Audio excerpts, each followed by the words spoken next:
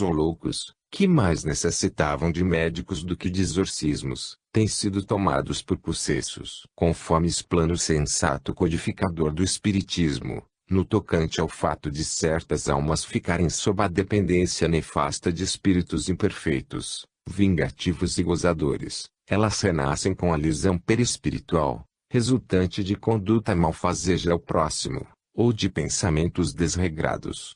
O estigma perispiritual materializa no corpo físico alterações orgânicas ou fisiológicas, dando as mais variadas doenças, que, no campo das psicopatologias, aparecem como simples perturbações neurovegetativas, até a loucura, na forma perigosa e incontrolável das manifestações maníacas. Pergunta: que dizeis, quanto ao fenômeno incontrolável e coletivo chamado de convulsionários? Isso também é produto de espíritos malfeitores ou vingativos?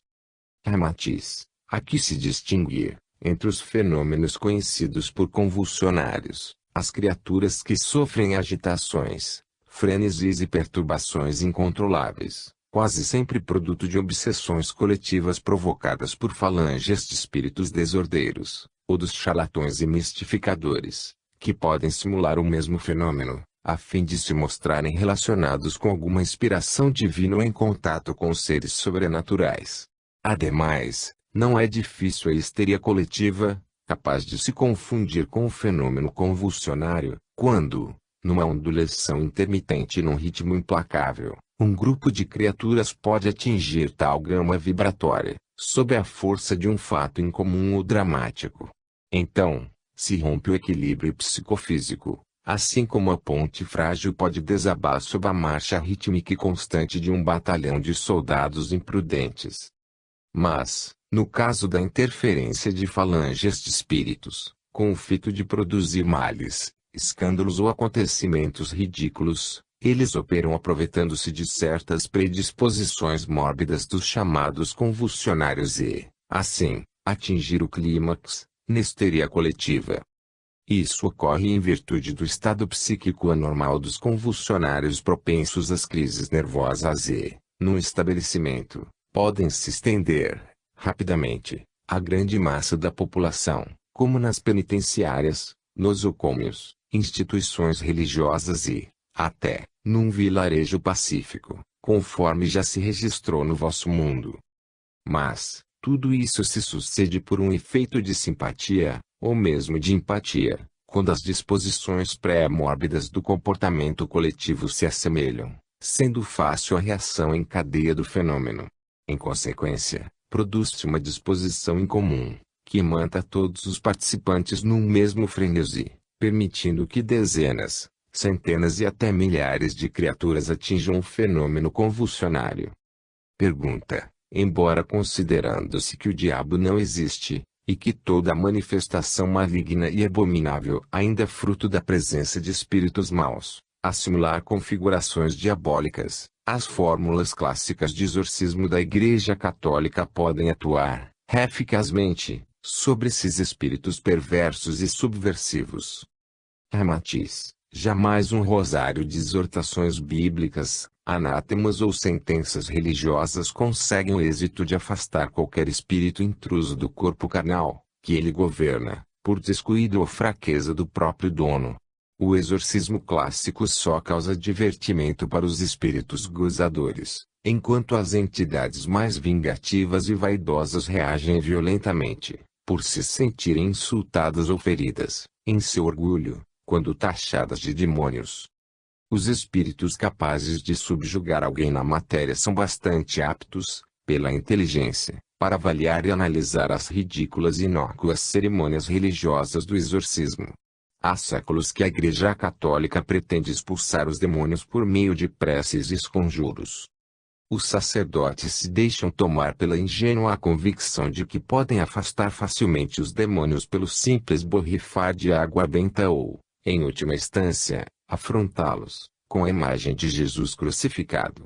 Mal sabem que, no instante de representação exorcista, os espíritos intrujões riem-se a bandeiras despregadas e divertem-se do inútil esforço de os afastarem, à guisa de demônios.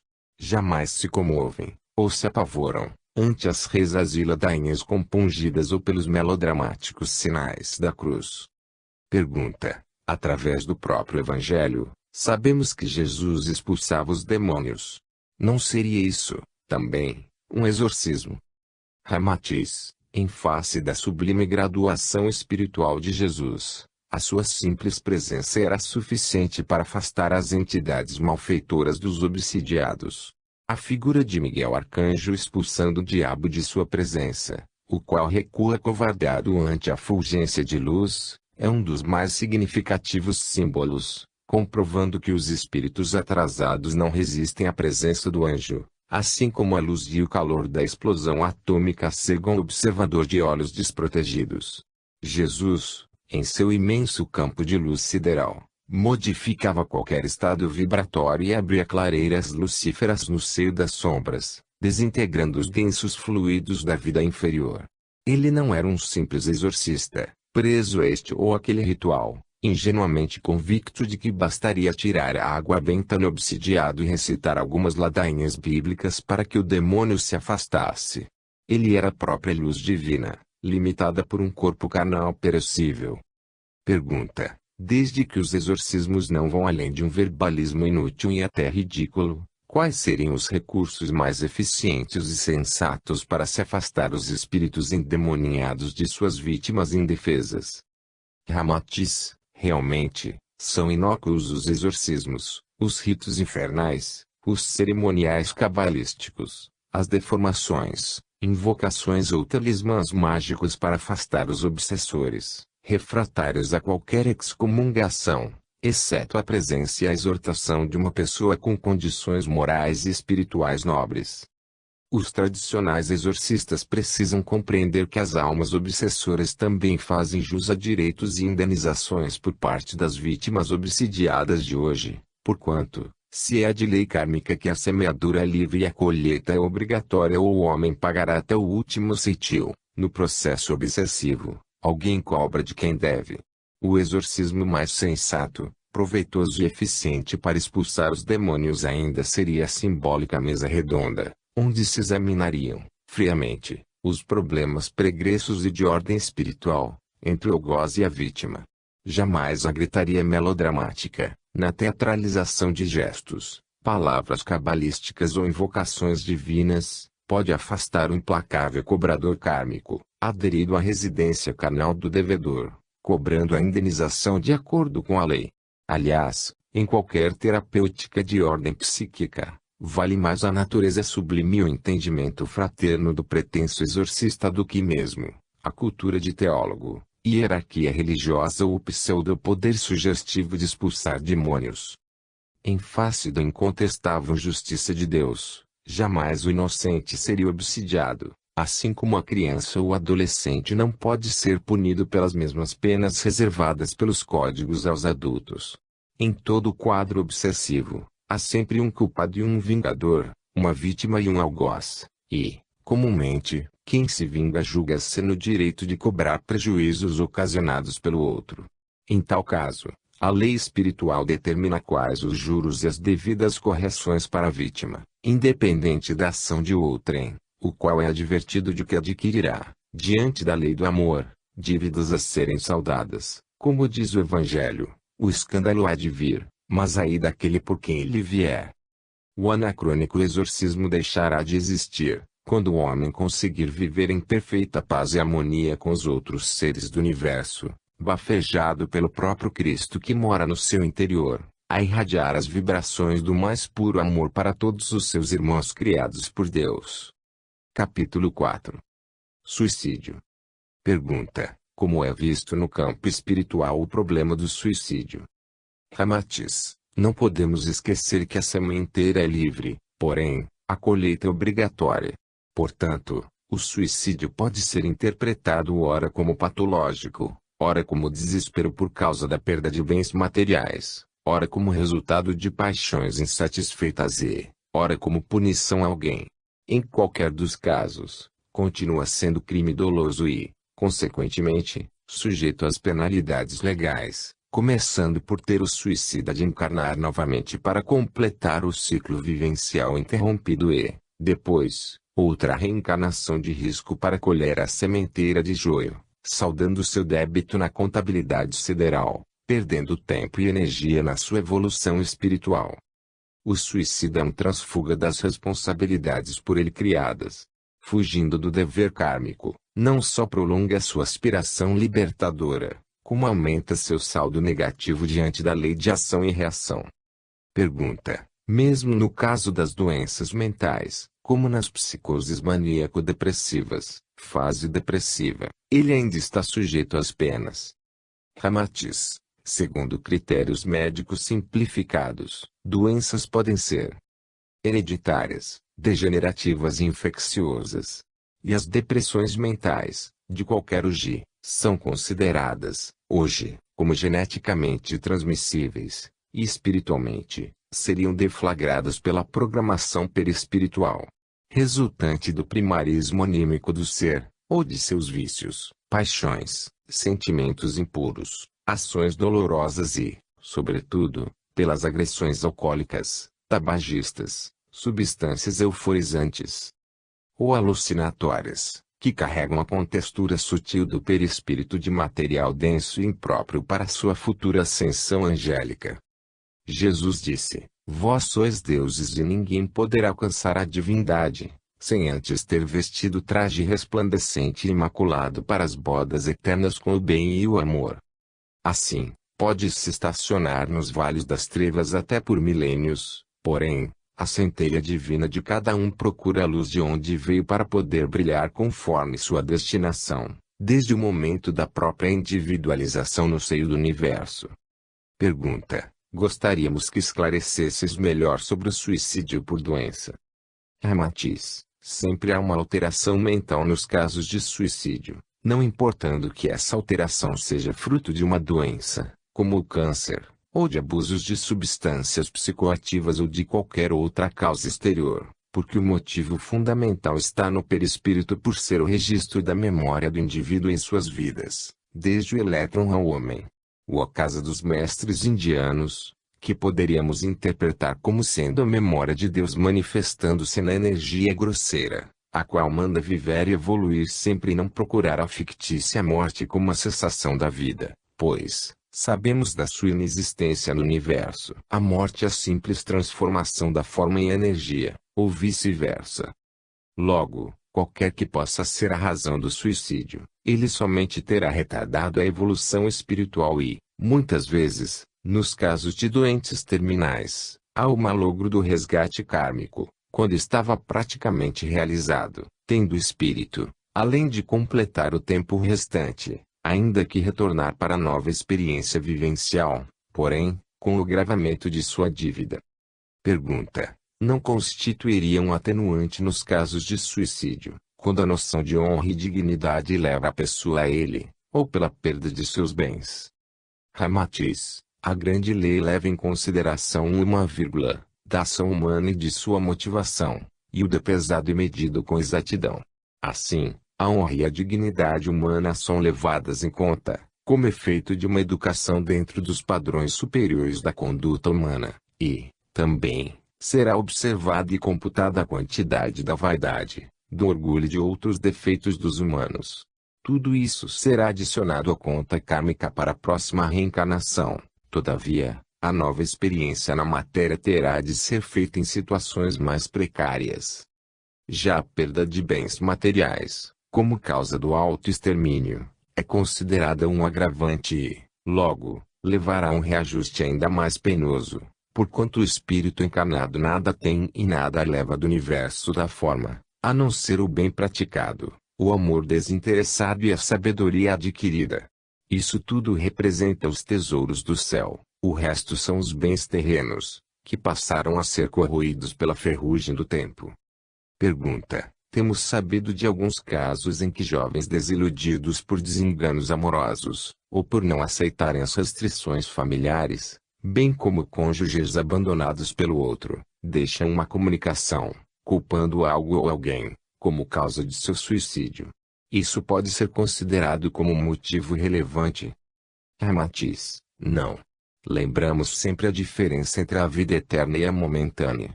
A primeira é a consequência de todo o acervo acumulado no perispírito, enquanto a segunda é o reflexo desse acúmulo no instante fugido de uma existência terrena. Sabe-se será a ascensão espiritual produto do trabalho constante da razão humana para vencer impulsos instintivos animais e, portanto, casos de frustrações em nome de um pretenso amor, onde uma paixão irrefreável, causar o ato irracional da própria morte, somente se demonstra o atraso da individualidade que necessita o devido corretivo pedagógico, na sublime escola da vida. O mesmo poder-se-ia argumentar quanto aos adolescentes rebeldes, que se matam com a intenção de punir os pais, cujo único interesse é a felicidade deles, educando-os para que sejam cidadãos úteis e responsáveis na sociedade, onde terão de se integrar um dia. Pergunta: dai-nos o julgamento superior, nos casos de suicídios induzidos pelo uso de drogas. Ramatiz: representam esses casos uma dupla transgressão. A eliminação do corpo físico, o escafandro do perispírito para sua manifestação terrena e a falta de higiene mental na preservação do cérebro orgânico, principal veículo da manifestação da essência na forma. As drogas sempre foram usadas nos cultos antigos e hoje estão aí, podendo ser facilmente adquiridas, porém, muitos experimentam e somente uma porcentagem torna-se dependente. Pergunta: o hábito alcoólico também leva a alterações mentais e, muitas vezes, ao suicídio e, como é um costume socialmente admitido, não seria culpa da sociedade e não do indivíduo. Ramatiz: se assim pensarmos, como alguns sociólogos, o indivíduo nunca terá qualquer culpa e julgaremos a sociedade como delinquente. Entretanto, segundo a antropologia, teria surgido primeiramente o homem, depois reunido em famílias nucleares, as quais formavam os grupos, que, reunidos, constituíram as tribos e, assim progressivamente, até alcançar o estágio social atual com a complexidade de todos conhecida. A evolução natural do homem, como agente dos usos e costumes sociais, evidencia-se pelas próprias transformações dos agrupamentos humanos. É o homem doente que faz um ambiente doente e, quando evoluir do egoísmo ao altruísmo, ter-se-á uma sociedade mais justa e igualitária.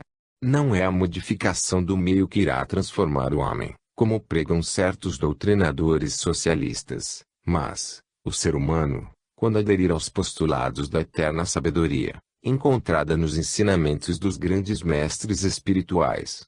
Não é o ambiente que faz o homem, porém, o homem é o agente transformador do ambiente, sob todos os aspectos. Pergunta: e nos casos de suicídios coletivos, induzidos por falsas crenças ou líderes, qual é a atitude dos espíritos superiores, ou puros, na avaliação da culpa? Ramatiz: não esqueçais ser o livre-arbítrio faculdade desenvolvida pelo espírito no seu caminho para a angelitude. Se qualquer pessoa deixar de fazer uso dessa qualidade essencial, passa a ser robotizada, não usando da faculdade mais importante que é a razão humana, uma das asas da evolução espiritual, e, mesmo assim, caber-lhe-iam as penas da lei. Pergunta: poderíeis nos esclarecer melhor? Ramatiz: no universo, há a complexidade da manifestação da ciência na forma. Porém, as leis que regem essa manifestação são simples e, poder-se-ia exemplificar com algumas frases evangélicas. A cada um será dado de acordo com as suas obras ou pagareis até o último ceitil a tudo que fizerdes, ou, assim como desejais ser tratados, tratai os outros. Não existem privilégios para ninguém. Nos níveis superiores da vida, existe, na realidade, a igualdade de direitos, e é para todos. As causas são levadas em conta, mas sobretudo o livre-arbítrio. Pergunta: ainda temos dúvidas quanto às noções de livre-arbítrio e determinismo, e gostaríamos de melhor esclarecimento. Ramatiz: o próprio Paulo ensinava que se dá o alimento conforme a idade de cada um. Fazendo uma analogia com o sistema educacional, poder-se-ia dizer que, na escola maternal, a criança é atendida completamente pelos assistentes, ajudando-a nas necessidades primárias de alimentação e higiene, sendo dependente quase completamente. No jardim de infância, A criança começa a desenvolver a percepção simples do ambiente, porém, deverá ser orientada pelos instrutores. Ao iniciar o primeiro grau, ainda tem suas tarefas marcadas de um programa para ser cumprido sob a orientação de professores, que tudo fazem para o aprimoramento delas, estimulando a aprendizagem. Ao ingressar no segundo grau, já existe certa liberdade para escolher este ou aquele caminho para sua profissionalização. O método pedagógico é mais flexível, sendo dada ao estudante mais noção de responsabilidade e dever, cujas raízes foram, lenta e progressivamente, cultivadas nos níveis inferiores. Chegamos, enfim, à faculdade, onde a função do educador é de simples orientação e avaliação, deixando toda a responsabilidade para o indivíduo decidir qual a melhor opção para se transformar num bom ou mau profissional, num humanitário ou num egoísta, num sábio ou pseudo-sábio, ou escolher um ideal divino, espiritual, humano ou material, para, depois, sofrer o julgamento pela própria opção. Portanto, o livre-arbítrio é a conquista do espírito na sua busca de luz, enquanto o determinismo é resultado de um plano evolutivo peculiar a cada um. Pergunta: faltam-nos elucidações quanto ao karma dos líderes que induziram a suicídios coletivos. Qual a vossa explicação? Matiz: segundo alguns teóricos sociais, os líderes de grupos foram escolhidos primeiramente pela força física, depois, era o melhor guerreiro e, assim, foi evoluindo para, hoje, ser o mais hábil político ou o mais brutal ditador. Em cada um desses estágios há o líder e os liderados, cujas reminiscências permanecem na memória perispiritual, e, num momento adequado, elas se instalam no grupo, em função de necessidades kármicas. No entanto, todos têm o livre-arbítrio de seguir, ou não, a orientação de seu líder, em dependência do grau de fanatismo, fruto da cegueira espiritual, e, nesses casos, terão de, novamente, retornar à carne para cumprir os ditames da lei. Pergunta: mas eles foram induzidos por alguém ao suicídio, logo, nos parece ser quase nula a responsabilidade deles e mais a do indutor do erro. O que nos respondeis? Matiz: está escrito na lei, não matarás. E o que é o suicídio, senão, matar a si mesmo? Portanto, dentro da teoria evolucionista espiritual, é retardo desse processo, não só para a própria pessoa, como também para outros que deixaram de reencarnar e evoluir. Além do dano pessoal, o prejuízo para a coletividade. Quanto ao líder, é simplesmente um detonador psíquico das tendências oriundas do perispírito de seus liderados, que, em épocas passadas, pertenceram todos a um mesmo conjunto de almas, endividadas nas tropelias das conquistas de povos ou membros de confrarias acompliciadas com mortes pela Santa Inquisição, ou outros grupos religiosos fanáticos, os quais falam em nome de Jesus, entretanto, esquecem os fundamentos da sabedoria dele, como, pode um cego guiar outro cego? Os dois não vão cair num buraco. Porque me chamais mestre, mas não fazeis o que eu vos digo. Acautelai-vos, que ninguém vos engane, porque muitos virão em meu nome dizendo, eu sou o Cristo, e enganarão a muitos. São advertências, porém, em vez de seguirem os ensinamentos magistrais de Jesus, ficam a ouvir os falsos profetas, a cumprir os dogmas humanos com a sua ritualística infrutífera, perdidos nessa selva de enganos e mentiras, cujo único caminho é o Evangelho. Pergunta: no caso do honroso Harakiri dos nipônicos, como explicaríeis, pois, faz parte de uma cultura? Matiz: sobrepondo-se à cultura, estão os instintos primitivos, mais sábios, da manutenção da vida em todos os campos do universo. O Harakiri pertence à velha civilização dos orgulhosos samurais japoneses e, diante dessa proposição, em mais uma atitude de orgulho de certa classe e não um fenômeno global, sobretudo, ditada pelo câncer anímico da soberba, comum em outras épocas, porém, inaceitável no mundo moderno, e a lei maior far-se-á sentir no devido tempo e lugar. Pergunta: haveria mais alguns esclarecimentos sobre o suicídio, que nos possais dar? Matiz: Acreditamos terem sido aventadas as múltiplas hipóteses possíveis, e ter ficado bem claro ser o ato do suicídio causado por uma carga deletéria do perispírito, impedindo a libertação do espírito e, consequentemente, deve ser eliminada através do corpo físico para o reservatório comum da Mãe Terra. Se isso não acontecer, haverá duas reencarnações, uma para terminar o tempo prescrito e, a segunda, a fim de, novamente, fazer a drenagem. Pode-se falar em agravantes e atenuantes, todavia o débito deve ser saldado ou pelo amor, ou pela dor. No primeiro caso, juntam-se na matéria os tesouros do céu e, no segundo, cumpre-se a pena. Em ambos os casos, há o sentido libertador do espírito, porém, em um deles, apressa-se essa conquista. Capítulo 5. Eutanásia. Pergunta: segundo a conceituação, eutanásia seria a morte sem sofrimento, a morte feliz, em seu sentido orgânico. Porém, sobre o aspecto espiritual, como interpretar? Ramatiz, para os espiritualistas reencarnacionistas, constituiria um desperdício de tempo e energia apressar o desencarne de qualquer pessoa. Muitas delas necessitam ficar mais algum tempo no corpo carnal, cumprindo seus ditames kármicos e, nesse caso, obrigaria a uma nova vida material para cumprir alguns dias ou meses completando o tempo necessário na eliminação de energias deletérias. Pergunta: mesmo quando se tratar de enfermos terminais, sem qualquer possibilidade de cura, e padecendo de dores atrozes? Ramatiz: sim. E as leis humanas, como reflexo dos princípios que regem o universo, a consideram crime perante os códigos legais e as religiões dogmáticas a classificariam entre os pecados.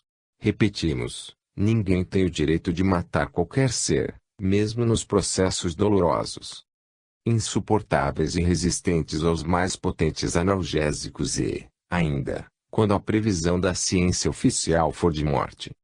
O tempo de vida de cada criatura é resultado de suas necessidades evolutivas na experiência da vida terrena para a ascensão espiritual.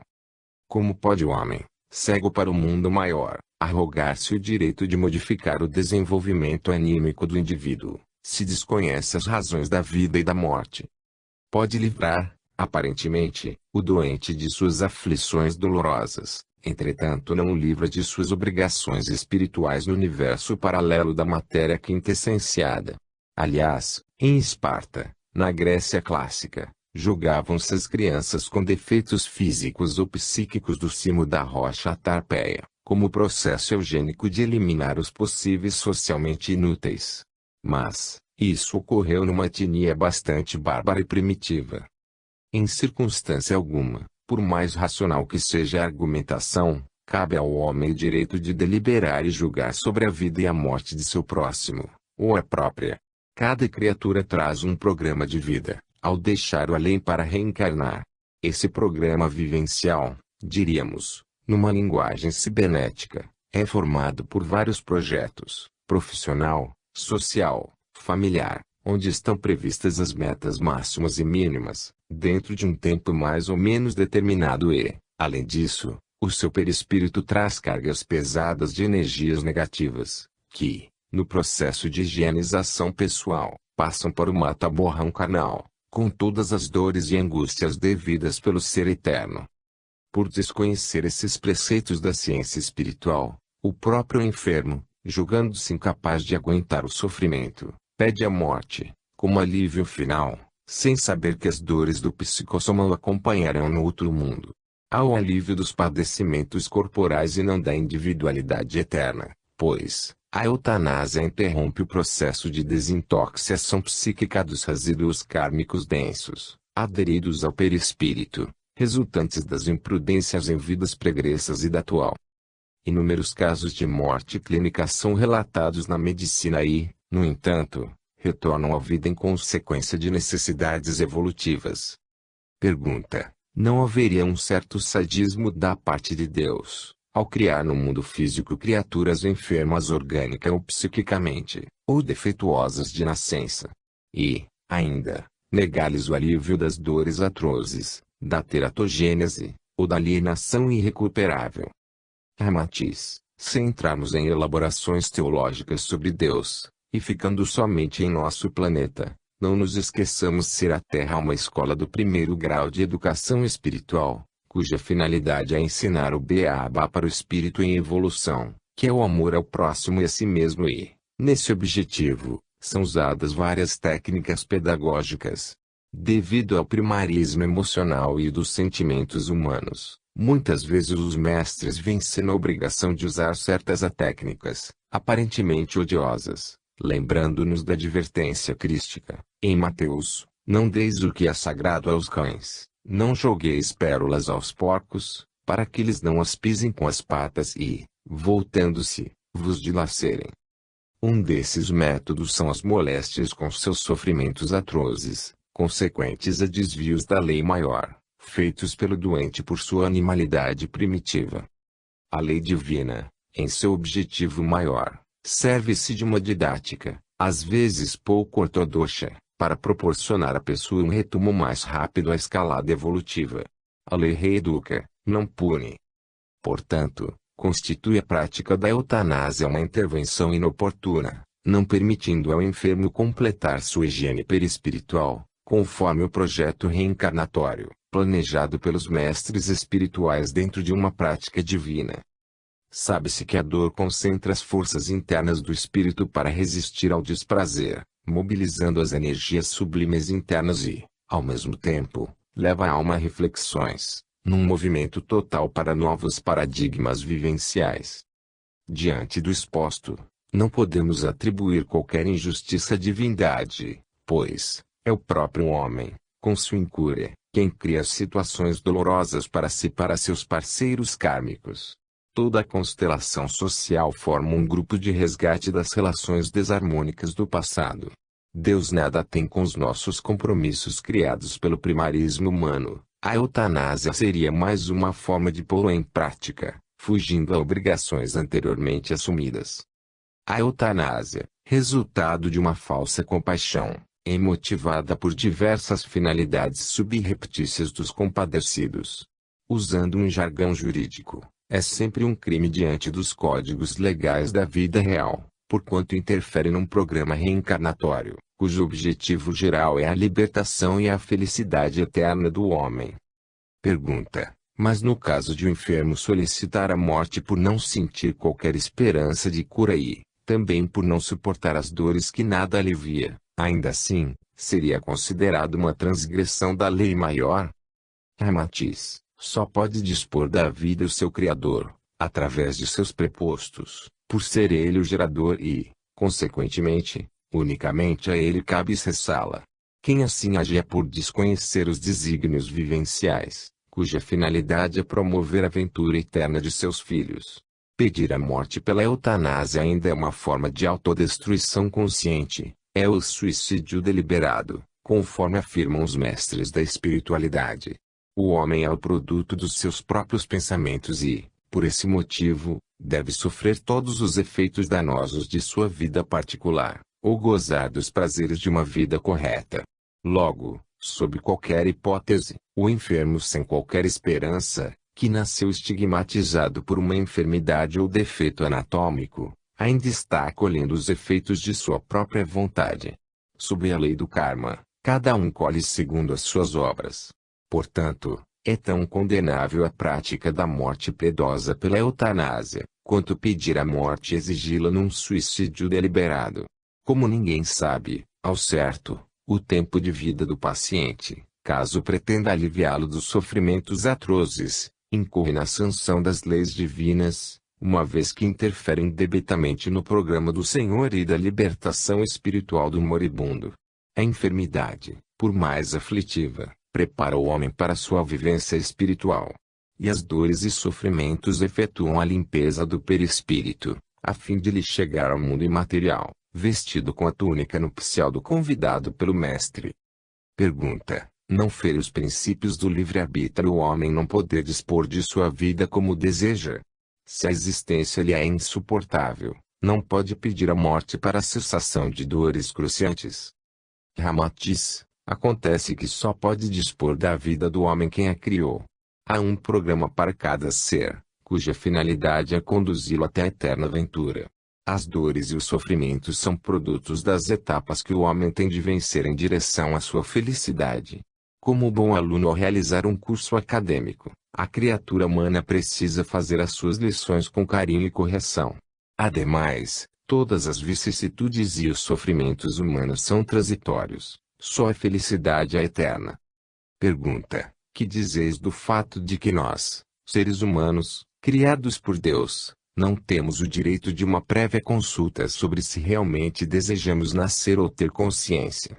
Não é justo que a criatura humana primeiramente fosse consultada sobre se preferiria existir em consciência individual, no seio da consciência divina, e, depois, dever-se sofrer atrozmente os efeitos dos seus equívocos, resultantes da sua ignorância. Ramatiz: acontece que o espírito do homem só pode decidir se deseja viver ou continuar inexistente em fusão com a divindade depois de, realmente, tornar-se criatura ciente de si mesma, isto é, possuir uma consciência individual para poder decidir sobre o seu destino. Como irá responder e decidir, se ainda não é ninguém individualizado? Provavelmente, quando o espírito tornar-se completamente consciente de si mesmo, um perfeito iniciado, então, poderá decidir do seu destino, ser ou não ser. Pergunta: não caberia ao médico, após ter usado todas as terapêuticas disponíveis e não conseguir ao menos minimizar as dores, esgotando todos os recursos, sem qualquer esperança, extinguir, através da morte científica as dores insuportáveis do seu paciente terminal, desde que haja autorização da família e do paciente, quando lúcido e consciente? Haveria, ainda nesses casos, dolo ou culpa perante as leis eternas? Ramatiz: sem qualquer alternativa atenuante, não matarás. O médico, em todas as circunstâncias, é um sacerdote da vida, não lhe é permitido interrompê-la. Se considerarmos que, onde o homem falha, Deus trabalhou, há sempre uma tênue esperança de surgir algo novo para o pior enfermo, ou de não ter chegado a hora final, e o espírito mobilizar as energias divinas para sua cura. Não se justifica que um programa cuidadosamente traçado no mundo espiritual por instrutores sábios e cientes das verdadeiras necessidades dos reencarnantes, seja irrefletidamente interrompido, no momento final da drenagem para o corpo carnal das últimas toxinas perispirituais, libertando o ser de um retome à matéria orgânica para cumprir algumas horas ou dias. Pergunta: e no caso dos doentes terminais, no caso, com tubos em todos os orifícios do corpo, naturais ou artificiais, sob respiração assistida, poderia o médico, com ou sem autorização dos familiares, desligar toda essa parafernália inútil? Ramatiz: infelizmente, o homem, em seu desenvolvimento tecnológico, vem conseguindo equiparar-se a Deus, em alguns dos progressos científicos. Porém, os médicos que não aprenderam a humildade, sentem-se onipotentes e têm a falsa noção de poderem manter uma vida, mesmo quando a descerebração torna-se evidente, com alguns fenômenos de incipiente putrefação cadavérica, e o próprio espírito nada mais tem a usufruir daquele corpo exangue, e o seu desligamento é mais difícil, pois, fica retido pelo magnetismo celular no seu instinto atávico de vida. Nada mais resta ao Esculápio senão desligar toda aquela aparelhagem inócua e deixar que a natureza cumpra com seu desiderato. Nesses casos, não se configura a eutanásia, porque, praticamente, a vida estava no seu processo final de interrupção. Pergunta: quais são os benefícios de ordem espiritual, que podem decorrer de o homem atingir o clímax de sua dor e, assim, justificar-se a condenação da eutanásia? Ramatiz: há sempre o perigo de uma interpretação errônea, pois, a vida humana e a posse de um corpo físico podem ser comparados a um acordo bilateral com a divindade, sujeito a determinadas obrigações recíprocas. No entanto, verifica-se que Deus sempre cumpre a sua parte contratual, mas o homem raramente age com a devida lisura e honestidade. O patrimônio orgânico, que lhe é emprestado para evoluir e buscar a verdadeira felicidade, ele o desgasta com libações, banquetes pantagruélicos irresponsáveis, com o uso imoderado do tabaco ou de outras substâncias nocivas ou, ainda, por medicações de todos os tipos, entre as quais destacamos os anorexígenos, os contraceptivos e uma vitaminoterapia desnecessária, numa tentativa de burlar a natureza em sua sabedoria eterna. Temos, ainda, as tensões emocionais e sentimentais das paixões degradantes, quando usa o maravilhoso equipo carnal para agredir, torturar, prejudicar, chegando a exterminar os seus irmãos. Apesar de ter consciência, desde a infância, de que deve cumprir até o último ceitil a sua dívida e não lesar o próximo com advertências como, quem com ferro fere, com ferro será ferido ou a semeadura é livre, mas a colheita é obrigatória, o homem fecha os ouvidos a semelhantes avisos orientadores da vida sadia, pois, na sua estultice e envaidecimento intelectivo, ainda acredita que será capaz de burlar os fundamentos educativos, aperfeiçoadores, da lei do universo criada pela inteligência suprema. Mas, em face do abuso sistemático e sua frequência irresponsável contra a lei, o homem deve submeter-se à corrigenda benfeitora, ou desenvolver os seus poderes internos num curso iniciático, quando, para isso, vem programado. Em face do seu primarismo, a criatura humana ainda não possui, conscientemente, os conhecimentos completos sobre a sua figura psicofísica e, por isso, ignora as sutilezas do mundo espiritual em sua pedagogia excelsa. Não é uma entidade elevada liderando grupos de companheiros para atuar nos altos níveis da angelitude, porém, um elemento individual em burilamento, sob as diretrizes das entidades supremas. Até o seu tempo de vida determinado no além, a descendência hereditária, o ambiente educativo, as uniões familiares e sociais na Terra. Ainda jovem, vacila incessantemente quanto às razões do casamento, pois, levado pelo instinto animal, em vez de fazê-lo numa união afetiva, respeitosa e fraterna, torna-o apenas um motivo de satisfações sensuais. Mesmo as profissões, os ideais e as realizações futuras já estão esquematizados na sua intimidade espiritual antes de nascer. Conhecendo muito pouco de si mesmo, é incapaz de traçar um plano definitivo para o futuro, de acordo com as regras transcendentais, para aplicar sabiamente nos anos de sua vida na Terra. Em consequência, todos os benefícios que conseguir, jamais virão das zonas inferiores do mundo material, onde atua incessantemente, porém, apenas, quando se eleva intuitivamente às fontes criadoras do alto, onde os mestres e guias esquematizam os programas dos terrícolas. A eutanásia, portanto, pode ser uma censurável interferência num processo de intensa purificação do paciente, perturbando todos os planos purificadores dos técnicos do além para a felicidade futura dele próprio. Pergunta: referistes-vos acima que desenvolver as faculdades superiores do espírito só é possível no caso de haver uma programação anterior nesse sentido. Como explicar os gurus e mestres, que lecionam técnicas de adquirir os poderes da mente? Ramatiz, dizem os videntes, para o homem se prevenir contra os chamados falsos profetas, aos quais acrescentaríamos os pseudo-sábios. São cegos tentando guiar outros deficientes visuais.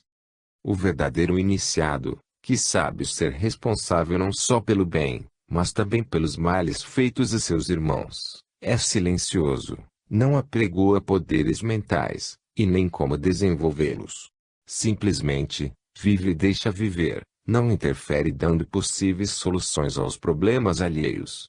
Meramente, expõe as várias alternativas de solução para o consulente e deixa-o com a responsabilidade de decisão, porquanto a sua programação etérica é única, somente ele a conhece e tem o instinto da melhor solução.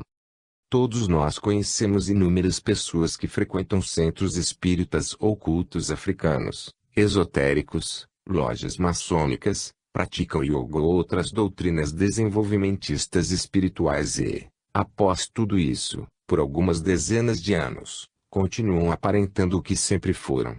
Porque nada se perde no universo, esses praticantes desenvolvem o ver o amor pelo serviço ao próximo e, ao mesmo tempo, sensibilizam o perispírito para a compreensão intuitiva da vida real, nos seus chamados campos de manifestação. Pergunta: considerando que todas as enfermidades se manifestam ora pela destruição, ora pela deformação anômala dos tecidos orgânicos, como poderíamos conceber uma purificação da alma através desses fatos? Ramatiz: não são as condições materiais genéticas que impõem uma forma ao organismo, mas as energias más do corpo perispiritual a causa determinante da hereditariedade patológica de cada um, criando situações adversas para obrigar o próprio espírito a mobilizar suas próprias forças morais, mentais e volitivas, a fim de resistir ao impacto do sofrimento. Toda essa reação, o psicossoma usa para eliminar suas anomalias intrínsecas, perturbadoras da ascensão evolutiva. Os fenômenos que os nossos irmãos estão observando à luz da crítica humana, invertem os seus valores, quando examinados no outro plano oposto, e de indescritível sensibilidade para a mente do homem. A eutanásia não é uma solução para o paciente condenado pela ciência do mundo, ela apenas interrompe um processo de aprimoramento que, infelizmente, terá de ser reiniciado em condições piores, e com menos êxito, no futuro. Então, só resta à alma atribulada e enferma o recurso profilático de filtrar e drenar a toxicidade do seu perispírito, através do corpo físico, durante as encarnações na matéria, e esse processo lento e insidioso provoca os estados vibratórios coercitivos pelo padecimento. À medida que o homem cresce e envelhece, o conteúdo de seu campo vibratório tóxico perispiritual flui mais intensamente para o mata-borrão vivo, que é o corpo carnal. Disso, então, resulta a enfermidade específica a cada tipo de ser, agravando-se tanto quanto a criatura se torna mais idosa. Quase sempre, pela maturidade, o espírito encarnado principia a sentir a descida kármica e cáustica de sua carga tóxica do perispírito, a se desprender pelas vias endócrinas e nervosas, fluindo pelos plexos nervosos do corpo físico, afetando morbidamente todos os centros principais etéricos que comandam o metabolismo orgânico. Sob o aspecto de um morbo fluídico, que busca sua materialização na indumentária psicofísica, as toxinas do perispírito incorporam-se, através dos sistemas próprios de drenagem, a todo o conjunto, produzindo os climas eletivos para a proliferação de determinados germes, vírus e ultravírus, que são os principais responsáveis pelas diversas doenças da terminologia patogênica do mundo. Assim, sob a ação específica das várias toxinas que se desagregam do perispírito para o corpo físico, se nutrem determinadas coletividades microbianas, além das cotas normais do seu organismo físico, surgindo as cefaleias, artrites, hiperestesias, dermatoses, inflamações, inclusive as infecções das regiões gástricas, pancreáticas, renais ou hepáticas, que, de conformidade com a gravidade, a ciência médica caracteriza por úlceras, colites, diabetes, nefrites ou hepatites. E à medida que a criatura mais se impacienta, se irrita ou perde o ânimo vivificador, esse morbo psicofísico mais se acicata e agrava, porque o processo de envelhecimento reduz a produção de insulina, bilis, fermentos, sucos gástricos, diminui a fisiologia do fígado, a drenagem renal, perturba o peristaltismo intestinal ou altera o metabolismo endocrínico, as funções cerebrais pela atrofia cortical. Numa técnica natural de libertação da individualidade, notamos a sabedoria das inteligências que regem o universo quando, primeiramente, o ser cumpre o ciclo biológico de nascer, crescer, reproduzir-se, ajudar na criação da prole, pagando o seu tributo à vida, para, depois, saldar os seus débitos do pretérito, o que é facilitado pela pouca resistência do organismo ao escoamento do residual venenoso do perispírito para a matéria. Como é uma ação planejada, então, se esgotam todos os procedimentos médicos. E as terapêuticas não têm efeito, ou podem agravar o estado geral, quando empregadas de maneira agressiva. Desesperada, não encontrando uma solução científica, a criatura é entregue a seus mais pitorescos métodos do curandeirismo amador. Sendo católica, recorre ao socorro do padre, protestante, procura o pastor exorcista, Em última instância, recorre ao médium kardecista ou ao aparelho de Umbanda. Nessa busca, há o contato com as filosofias dos credos, o conhecimento das novas doutrinas, há o efeito salutar da prece, num conjunto de ações que podem mudar o modo de pensar do sofredor, permitindo mais entendimento de seus males e a consequente modificação de suas doenças anímicas, como o egoísmo, a vaidade, o orgulho, transformados em fraternidade e humildade. À guisa de um vaso vivo, acolher em seu bojo a carga venenosa vertida do perispírito pelo mecanismo drenador e purificador. O corpo carnal do homem tomasse um excêntrico fio terra dessa limpeza cruciante, mas benéfica. Entretanto, a ignorância humana, abrangendo o enfermo, a parentela piegas e, inclusive, os médicos alheios à realidade espiritual, julga ser o sofrimento atroz da purificação perispiritual resultado de algum equívoco da criação e, portanto, resolve interferir, matando o agonizante e o desligando, prematuramente, de sua filtração saneadora e proveitosa. Pergunta: quais são os resultados negativos para o espírito que desencarna prematuramente pela eutanásia, e antes de terminar a sua drenagem tóxica perispiritual? Ramatiz: infelizmente, a vaidosa sabedoria humana ignora que, sob tal decisão deslocada, o espírito transfere para a próxima encarnação a mesma experiência dolorosa, e o expurgo tóxico fluido mais se avoluma, impedido pela indesejável eutanásia. Sob a técnica sideral, o processo higiênico drenador fica interrompido, mas não solucionado, uma vez que só se completa pela transferência total de certo quantum de toxicidade do perispírito para o mata-borrão vivo do corpo carnal. Não há outro método ou processo, numa analogia, 1 litro de água, para ser filtrada pela técnica comum exige um tempo certo para se concretizar completamente.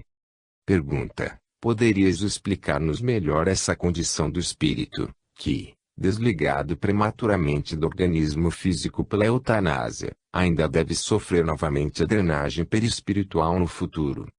Ramatiz: segundo a lei do karma, cuja finalidade é reajustar o pecador, e não puni-lo, todo recurso terapêutico perispiritual, não terminado pela interrupção indevida, deve ser recomeçado para compensar a sua inutilização anterior. Daí o motivo por que a criatura é desligada do seu corpo enfermiço antes do prazo previsto, pela prática da eutanásia, para expurgar o tóxico opressivo do seu perispírito, há de recomeçar toda a operação sacrificial de drenagem interrompida. Em consequência, o homicídio predoso pela eutanásia é mais propriamente fruto do sentimentalismo e da ignorância espiritual da família, acrescido, ainda, do desconhecimento dos médicos quanto aos processos purificadores do espírito. Assim, o enfermo fica impedido de terminar a sua transferência tóxica para o organismo físico, sujeito à dependência de uma nova oportunidade semelhante na outra encarnação, a fim de solucionar o problema de sua purificação perispiritual para poder alçar voos mais altos. Pergunta: aqueles que matam por piedade, ou praticam eutanásia, mas o fazem sinceramente comovidos pelos sentimentos sublimes, ante as dores atrozes do enfermo irrecuperável, assim mesmo deverão sofrer as consequências punitivas por parte da lei divina.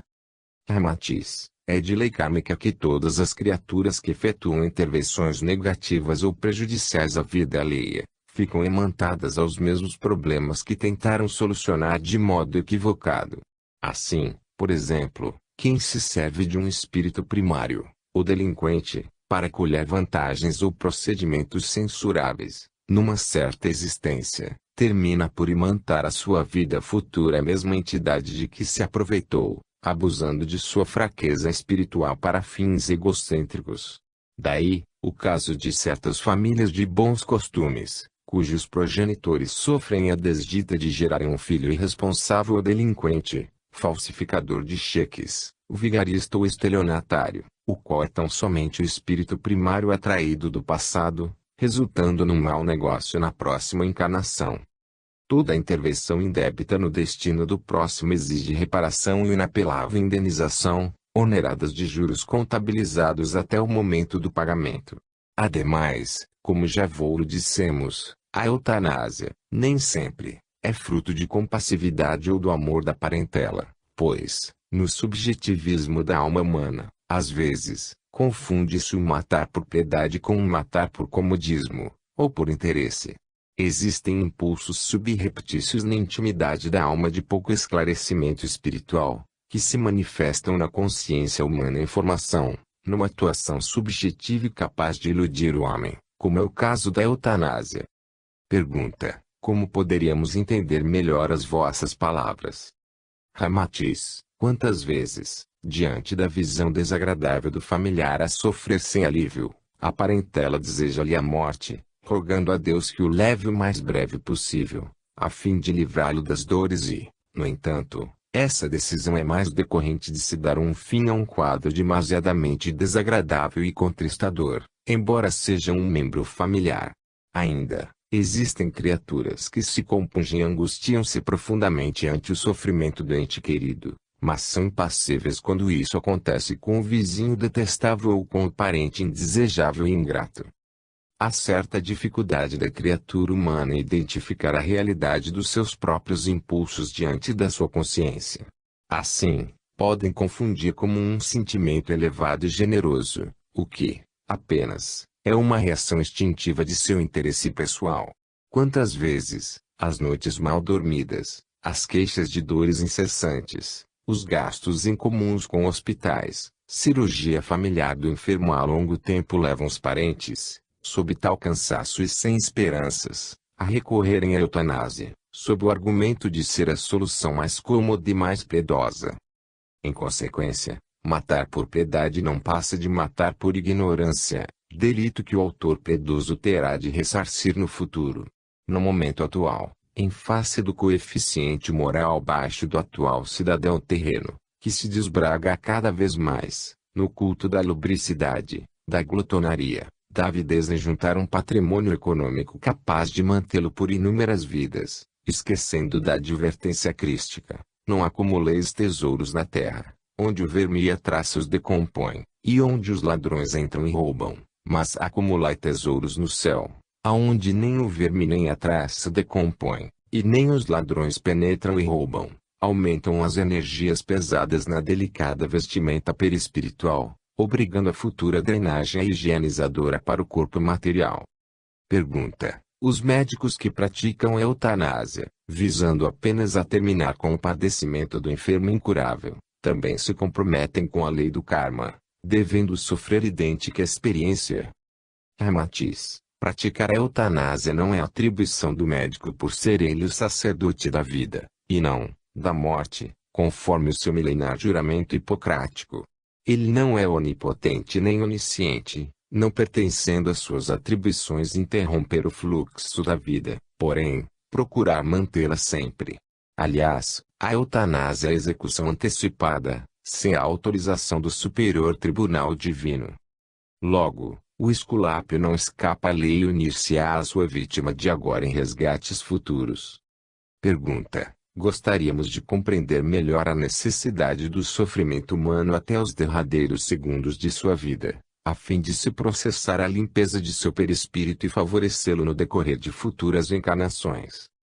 Ramatiz: considerando-se que a carga tóxica presente no perispírito do homem é um residual fruto de seu mau uso do combustível inferior nos momentos de imprevidência, usando a energia dos campos de frequência da vida animal, é óbvio que depois também deve ser devolvida ou drenada para a própria fonte original. Assim, através do seu corpo carnal, o espírito convoca e usa o energismo primário e sustentador da vida instintiva animal para seus fins egoístas e viciosos, saciando suas paixões. É justo, então, que seja o próprio corpo físico elemento intermediário ou dreno de tais forças impróprias à vida espiritual, as quais devem ser devolvidas à sua fonte original.